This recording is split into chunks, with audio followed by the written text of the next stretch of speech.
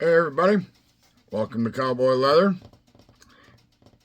Hope everybody had a good week. And for those of you that are out in the Midwest, we're getting all that snow and whatnot. Sorry about your luck. We're getting the liquid end of it here in Tennessee. So, like I said, hope everybody had a good week. We had a good week here. We got a lot accomplished. A lot of shoes in and out. Belts and holsters. We made a few of those and shipped those out. The ones that were bought and ordered here through the shop, people are satisfied. That's all I asked for. If they're satisfied, I'm satisfied. And let's see what else we got going on here. We're getting ready for that craft show. I've mentioned that a couple times. I talked to my daughter. She's got several pairs of jewelry made up, and she's making more. This year we decided that instead of her and I going together under one 10 by 10 space, we expanded out. We got a 20 by 20. So she's going to have a tent. We're going to set up right next to one another, but we're going to put up a big tent, and she's going to run her jewelry out of her tent, and I'll run leather goods out of mine. But at the end of the day, hopefully we make some money. You know, I'm looking forward to it.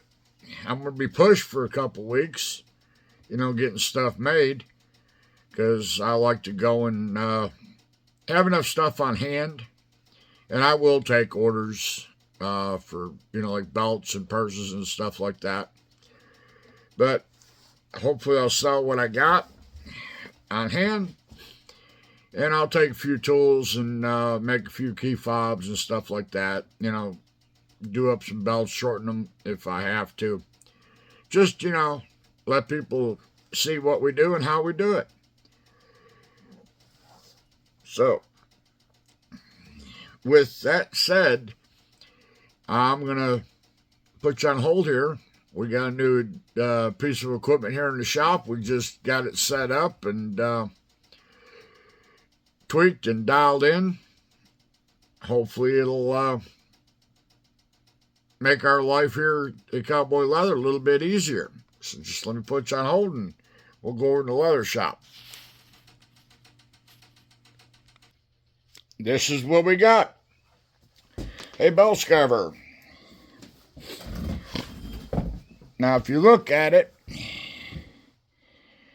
let me zoom in here a little bit. If you notice, there's no name on it. It doesn't quite know how to identify. It is a bell Skyver, but if you look at it, and if you just for the heck of it look at like Texo, Conso, Juki, they all look the same. Same here. Come around over here. They're all the same machine. I think what they do is somebody puts an order in, and for 50, 100 of them, they'll slap a name on them.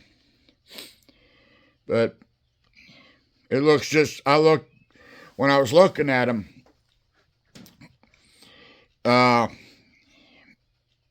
I noticed that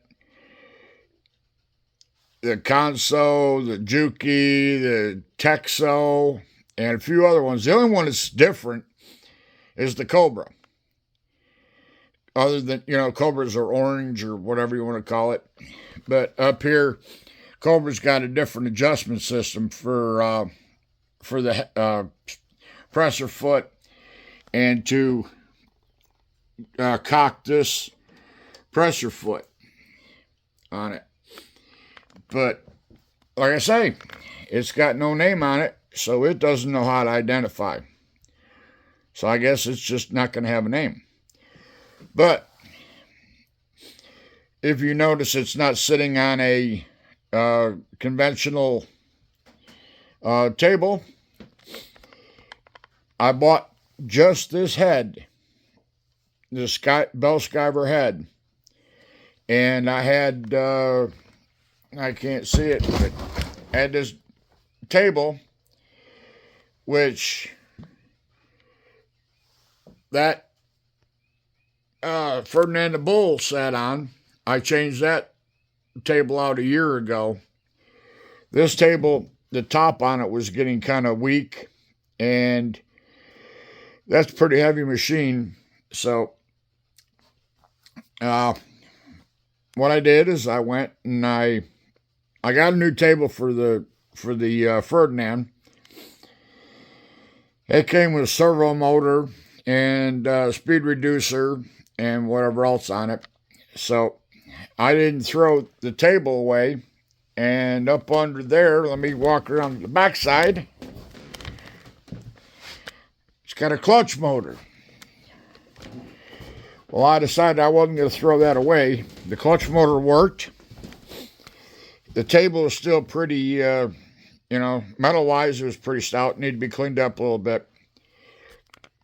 So I saved that, set that out in the barn. And when I bought this, I thought, yay, I'll put the Skyver on the table. And like I say, I used 3/4 inch plywood, screwed it down. The only thing I got to do is I have to make a few adapters for the speed control for the foot pedal,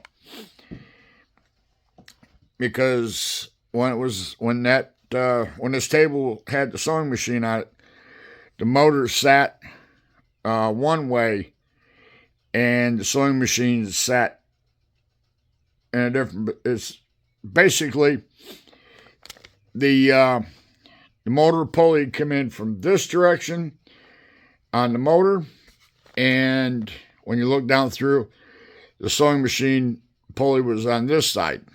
So I had to change the motor from one side to the other because it wanted to make the Skyver run backwards. And it don't cut or squat going backwards. So, let me put you on hold here for a minute, and we'll give you a basic breakdown of how this thing works. Those of you that got them, you already know how they work. So, if you want, go get a cup of coffee or cold drink and come back and catch the end of the video.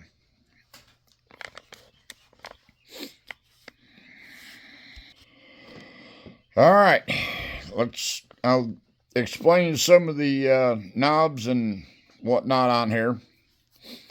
Now, I did go, when I got it, open it up and saw what was in it. It comes with a cute little pack of some tools and a couple different size of these presser feet. I can't remember what I got in here. I think I got the 15 millimeter on there right now. But the directions are very vague, so I went ahead and watched a few YouTube videos, and I think I watched 3 or 4 just to get a basic idea. I think it was 4 of them. They all 4 had different ideas and different methods and whatnot. But I'm going to show you a general take of what I gathered. Now, this back here, this is going to run this. You drop this down, and that engages I don't know if you can see it down in there, the blue. If you look at that blue, that's the sharpening wheel. So, and you engage that, and you turn this, everything is counterclockwise. You turn this until it starts to shoot sparks. Turn it just a, everything on here is, you turn it just a, you tweak it, and it'll spark, and it'll sharpen. Now, I don't know if you can see, I have to get a pointer thingy here.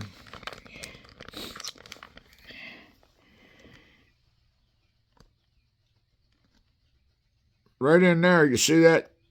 It's kind of shiny, and then it kind of goes to a dull. Well, that's the cutting edge.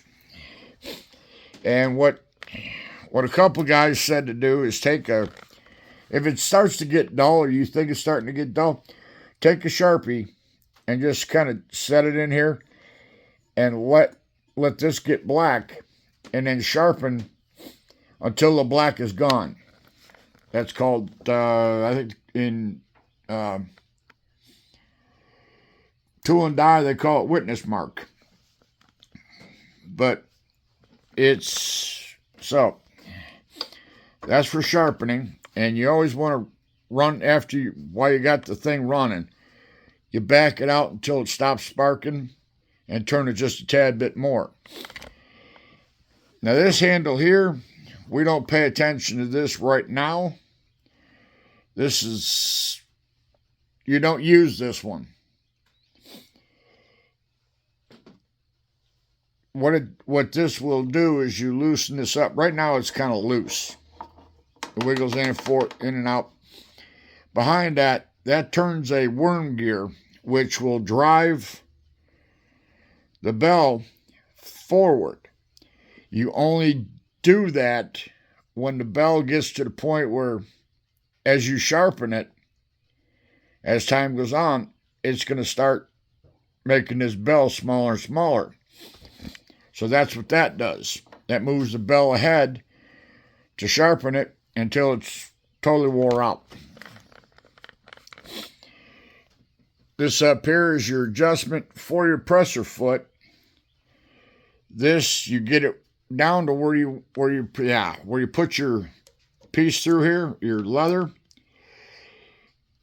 Run it, tweak it just a little bit.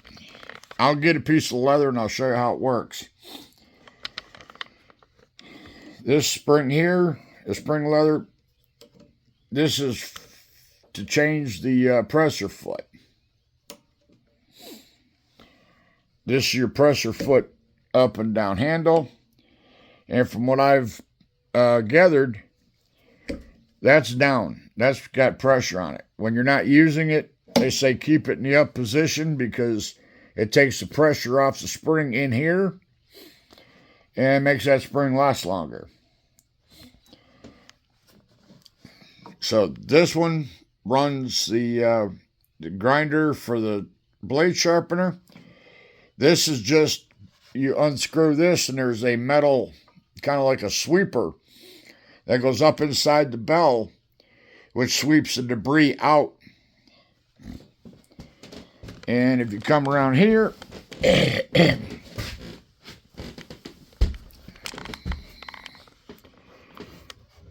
we don't play with these unless, let me move the,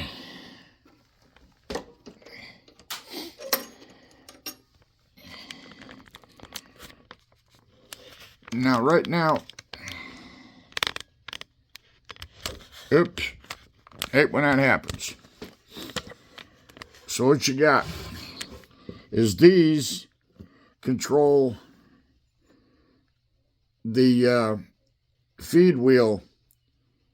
It raises and lowers, but you don't fool with them. You get them set, hit your jam nuts, and you don't play with it. Now, if you're going to use or do excessively thicker leather, what you do is you loosen that up and watch the distance on that wheel.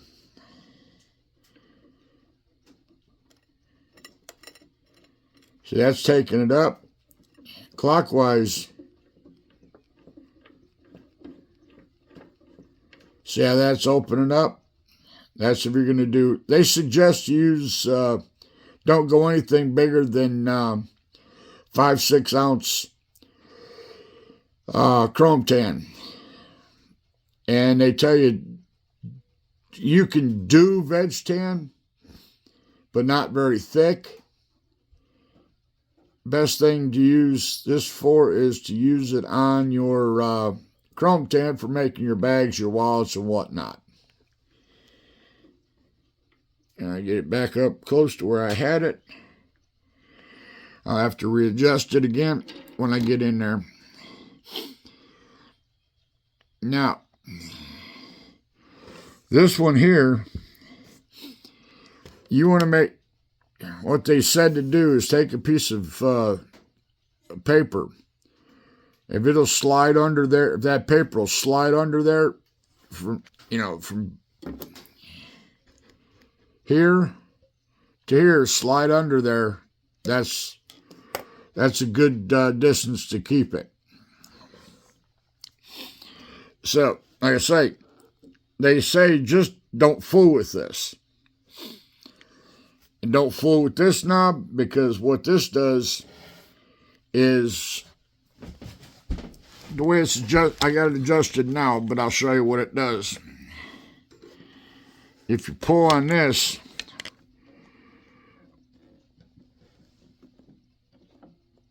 that, when you're feeding the leather through, that will move. So it's set right where I want it. Basically, this machine was set up at the factory. You don't have to fool with it. And like one guy said in the video, us men like to fool with knobs. Don't play with the knobs on this machine. This over here, this sets the tension for that.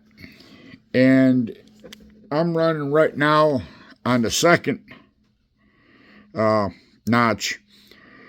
They say best thing to do is run on the second or third notch.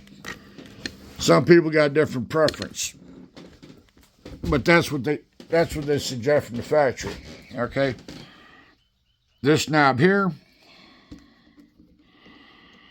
this will adjust your foot.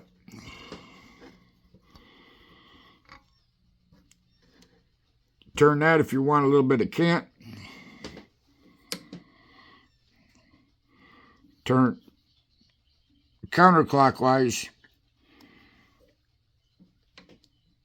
if you want to put more of a bevel. If you want it thicker here and you want to put more of a bevel on your leather, that's how you adjust that. But right now, I'm running it.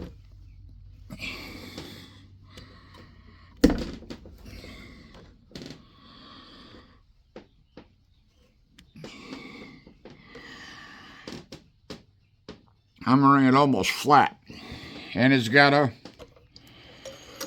a depth gauge on it. So that you just adjust wherever you want it. So all in all, the only thing I didn't do when I put this on the table is the table that comes with these machines. Right under there, there's a cutout for the debris to fall on the floor. I didn't do that because I didn't realize it. But if you've got a small hand vacuum cleaner, like a shop vac or something like that, you just stick it in there and suck the debris out. All right. Let's run a few pieces of leather through here and see how it works. Somehow. All right. I'm being a fool with it.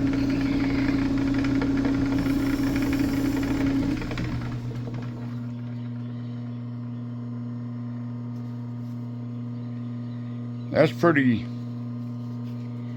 thinned it out pretty good.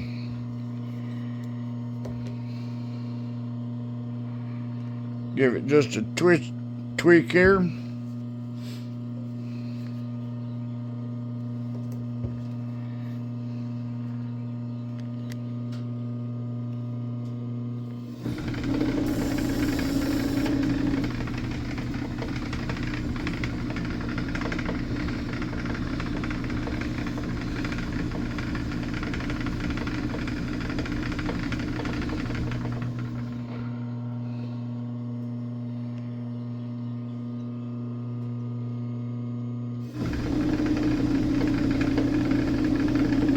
It's hard to do with one hand. There we go.